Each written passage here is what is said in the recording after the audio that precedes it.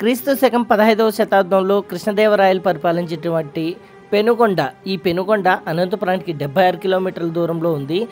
ఈ చారిత్రాత్మక కట్టడాలను ఆస్ట్రాలజీ డిపార్ట్మెంట్ అయితే పెనుగొండ డిపార్ట్మెంట్ వాళ్ళు అయితే చాలా ఎంతో సుందరంగా ఇవి చెక్కు చెరుకోకుండా ధ్వంసం కాకోకుండా ఇలాగనే కాపాడుతూ ఉన్నారు. మీరు ఎప్పుడైనా ఇటువైపు వస్తే ఇందులో చాలా కొనలు ఉన్నాయి, చాలా ప్రదేశాలు అయితే ఉన్నాయి, చూడదగ్గ ప్రదేశాలు. వాటిని చూపించడానికి మీ ముందుకైతే నేను ఈ విధంగా వచ్చాను. ఒక్కసారి ఈ కట్టడం చూడండి, ఎంతో అందంగా సుందరంగా, అంటే ఎవరికి అర్థం కాని విధంగా అయితే పెట్టారు. అక్కడ మధ్యలో వినాయకుడు, కింద లక్ష్మీదేవి, ఏనుగులు, కింద నంది, అంటే ఒక్కొక్కటి ఒక్కొక్క డిజైన్ ఇక్కడ అర్థం కాని రీతిలో ఇవి ఏ విధంగా కట్టారన్నదే అంతు చిక్కని పరిస్థితుల్లో కట్టారనమాట.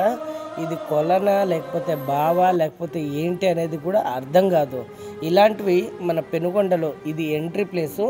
ఈ రాత కట్టడాన్ని ఒకసారి గమనించినట్లయితే కోటలోకి శత్రువులు రాకోకుండా ఎంతో గట్టిగా దృఢంగానే ఈ కోటనైతే నిర్మించాలని చెప్పుకోవచ్చు. ఇక్కడ ఇంకొక విషయం, గగన్ మహల్ అని ఒకటి మహల్ అయితే ఉంటుంది. లోపలికి వెళ్ళిన తర్వాత మనకి ఈ విధంగా కనపడుతుంది. దీనికి విజిట్ చేయడానికి కొన్ని టైమింగ్స్ అయితే పెట్టారు. ఆ టైమింగ్స్లో మాత్రమే వెళ్తేనే ఇది ఓపెన్లో ఉంటుంది. ఈ గగన్ మహల్ అనేది ఈ కృష్ణదేవరాయల కాలంలో ఇక్కడ నుండినే కొన్నిసార్లు పరిపాలించాడని ఇక్కడైతే వార్తలు చెబుతున్నారు. అలాగే ఒక త్రాగునీటి బావి, పూర్వకాలంలో ఈ బావి ద్వారానే మొత్తం ఈ పెనుగొండ అన్నిటికీ నీటిని అయితే సరఫరా చేసే విధంగా కాలువలను అయితే నిర్మించారు. మీకు ఆ కాలువను కూడా నేనైతే చూపిస్తాను. ఇప్పుడు ఈ విధంగా శిథిలా వ్యవస్థలో అయితే ఉంది. శిథిలా వ్యవస్థకు చేరడానికి కారణం దీన్ని పట్టించుకుపోవడం అయితే కాదు, కానీ ఎప్పుడో పురాతనవి కాబట్టి ఇలా ఉంది. అలాగే తిమ్మరసు బందీఖానా, ఒకప్పుడు తిమ్మరసు ధీయుక్తి కృష్ణరాయుల కీర్తి అని మనం చిన్నప్పుడు పాఠాల్లో చదివే ఉంటాం. ఆయన్ని కొన్ని కారణాల వల్ల ఖైదు చేయబడ్డారు. ఆ ఖైదు చేయబడిన బందీఖానా ఈ విధంగా ఉంటుంది. ఇప్పటికీ కూడా చెక్కు చెదరకోకుండా కొన్ని ఈ విధంగా అయితే మనకు జాగ్రత్తలు అయితే తీసుకున్నారు. చుట్టూ కూడా ఏమైతే లేదు, ఈ వాకిళ్ళు అయితే క్లోజ్ చేసే ఉంటుంది. బట్ మనం చిన్నప్పుడు పుస్తకాల్లో చదివిన వాటికి ఇక్కడ చూసే వాటికి తేడా ఏమైనా ఉందా అంటే చాలా వ్యత్యాసం అయితే ఉందండి. అప్పట్లో కట్టడాలు చాలా దృఢంగా ఉంటాయి కాబట్టి ఇంత చిన్న వాటిలోనే శత్రువులను కానీ ఎవరినైనా కానీ బంధించేవాళ్ళు. ఈ కోటకు, ఈ బందీఖానకు ఆనుకొని ఒక కోట కూడా ఉంది. ఆ కోటను కూడా మీకైతే నేను చూపిస్తాను చూడండి. దీని పక్కనే ఆనుకొనే ఉంటుంది. అది ఏంటి అనేది అయితే కోట అనేది తెలియదు, కానీ నీటి తొట్టె అని ఒకటి ఉంది. నీటి తొట్టె పక్కనే శిఖరంలాగా ఒకటి ఉంటుంది అనమాట. ఇది నీటి తొట్టె. ఈ నీటి తొట్టెని పైనుండి సేదబాయిలాగా తీసుకొని వాడుకునేవారంట. ఇక్కడ పురావస్తు శాఖ వారు నాకైతే తెలిపారు. అలాగే ఇది గోపురం. ఈ గోపురం ఏంటి అనేది అయితే తెలియదు, కానీ ఈ గోపురం చాలా పాతది. అలాగే పైన శిల్పాలు, చాలా పెద్ద పెద్ద శిల్పాలు అయితే ఉన్నాయి. కొన్ని పడిపోయాయి, కొన్ని అలాగనే ఉన్నాయి. అలాగే ఈ బండరాళ్ళను కూడా ఒకసారి జాగ్రత్తగా గమనించండి. ఈ బండరాళ్ళ మీద శిల్పాలు చాలా ఉన్నాయండి. మీకు చూపిస్తాను చూడండి. లోపలికి వెళ్ళిన తర్వాత మనకి ఇక్కడ చూడండి. సో వీటికి అన్నిటికీ ఏదో ఒక చరిత్ర అయితే ఉంటుంది. ఇక్కడ పైన మానవుడు కూర్చున్నట్టు, మధ్యలో సెంటర్లో ఒకటి, దీనిపైన రాతలు అన్నీ చాలా ఉన్నాయన్నమాట. మీకు దగ్గరికి వెళ్తే కానీ కనపడదు. ఇక్కడ కూడా ఒకటి ఉంది చూడండి. ఇలాంటివి ఎన్నో ఈ రాళ్ళ మీద అయితే శిల్పాలుగా చెక్కారు.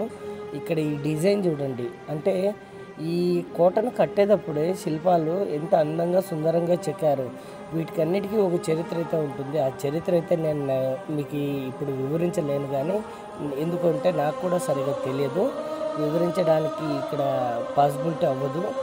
ఇక్కడ కొన్ని శిల్పాలు, కొన్ని వాటికి అర్థాలు వచ్చే విధంగా అయితే పెట్టారు.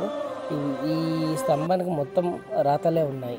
అవి పురావస్తు శాఖ వారికి బహుశా తెలిసే ఉంటుంది. ఈ పక్కన కూడా ఒకటి చిన్న కొలను లాంటిది ఉంది. ఆ కొలను పైన జాగ్రత్తగా గమనించండి, మీకు దగ్గర నుండి తీస్తున్నాను. ఇక్కడ అమ్మవారి ప్రతిమ ఉండి పక్కనే ఏనుగుల్లాగా ఉన్నాయి. ఇది అమ్మవారి ప్రతిమ. మీకు ఇంత దగ్గరకు తీసుకొని వస్తే కానీ ఇది కనపడదు. అంటే దూరం నుండి చూస్తే మామూలు రాళ్ళు అనుకుంటారు, కానీ కాదు. ప్రతి రాయికి కూడా ఇలాగా ఎంతో సుందరంగా చెక్కారు. అంటే దీని విశిష్టత ఏంటి అనేది మనకు చరిత్రలో మాత్రమే తెలుపగలవు కానీ మనకి ఏంటి అనేది తెలియదు.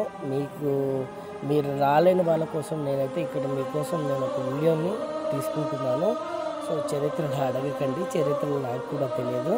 అక్కడ పురావస్తు శాఖ వారిని అడిగితే కొన్ని చరిత్రలు అయితే చెప్పారు కానీ వాటిని నేనైతే వివరించలేకపోతున్నాను. ఈ సైడ్ యాంగిల్ నుండి చూస్తే ఒకసారి ఈ విధంగా మనకైతే కనపడుతుంది. అంతా గచ్చుతో తయారు చేయడం వల్ల ఈ ఆర్చ్ అనేది కూలిపోవడం కొంచెం జరిగింది. అలాగే ఇదొక మంటపంలో ప్రతి ఒక్క స్తంభానికి కొన్ని ఆకృతులు అయితే ఉన్నాయి. ఇక్కడ వాటికి సంబంధించిన చరిత్రలు కూడా ఉన్నాయని అంటున్నారు. అంటే ఒక్కొక్క దానికి ఒక్కొక్క రకంగా ఆకృతి ఉన్నాయి. ఇక్కడ సింహంలా కనిపించే ప్రతిమ ఉంటుంది ఒక స్తంభానికి, బట్ ఆ స్తంభం పక్కన ఉంటుంది ఆ ప్రతిమ. వాటికి సంబంధించినవి కాకుండా వేరేటివి కూడా ఇక్కడైతే ఈ ఆర్చులకైతే చెక్కబడి ఉన్నాయి. ఇది కూడా పూర్తి గచ్చు వలన కావడం వలన కొన్ని విరిగిపోవడం జరిగింది. అలాగే ఇవి ఇలా విరిగిపోకుండా వీళ్ళు సున్నం పూసి కొన్ని కాపాడుతూ వస్తున్నారు. ఇది గమనించండి. ఇక్కడ వేరే శిల్పాలు ఉన్నాయి. ఇంత ఘనంగా శిల్పాలు చెక్కినటువంటి శిల్ప సంపదను మనం ఎప్పుడు కూడా ఇలాగనే కాపాడుకోవాల్సిన బాధ్యత అయితే మన అనంతపురం జిల్లా, ఉమ్మడి అనంతపురం జిల్లాకైతే ఉంది. ఇవే కాకుండా ఇక్కడైతే ఒక పెద్ద శివుడి విగ్రహం అయితే ఉంటుంది. ఇక్కడ ఒక చిల్డ్రన్స్ పార్క్ కూడా ఉంది. ఆ పార్క్ పక్కనే మరొక దేవాలయం కూడా ఉంది, ముక్తేశ్వర దేవాలయం అని. చాలా పాతదని మాత్రం ఇదైతే చెప్పలేము, ఎందుకంటే ఇది కొంచెం కొత్తదిగానే కనపడుతుంది. ఇది లోపలైతే ప్రార్థనలు అయితే జరుగుతున్నాయి, అభిషేకం జరుగుతున్నాయి. లోపలికైతే నేను వెళ్ళి చూశాను. సో మీకు కూడా చూపిస్తాను చూడండి. ఈ గుడి మాత్రం చాలా జంప్ ఎక్కువ ఉంటుంది. నేను వెళ్ళే సమయానికైతే ఇక్కడ లోపలైతే పూజారి ఉన్నాడు, అలాగే భక్తులు కూడా ఉన్నారు. కానీ చాలా ఎక్కువ ప్లేస్ అయితే ఉంది. ఎక్కువ వృద్ధులైతే ఇక్కడ ఉంటున్నట్టు కొన్ని ఆనవాళ్ళు అయితే ఉన్నాయి. కూర్చోవడానికి బల్లలు, అలాగే పడుకోవడానికి చెట్టు కింద కూడా క్లీన్ చేసుకున్నారు. కూర్చోవడానికి చాలా ప్లేసెస్ అయితే ఉన్నాయి. అలాగే ఒక పాత బావి కూడా ఉంది. ఈ పాత బావిలో నీళ్ళనే అభిషేకానికి అయితే ఉపయోగిస్తున్నట్టు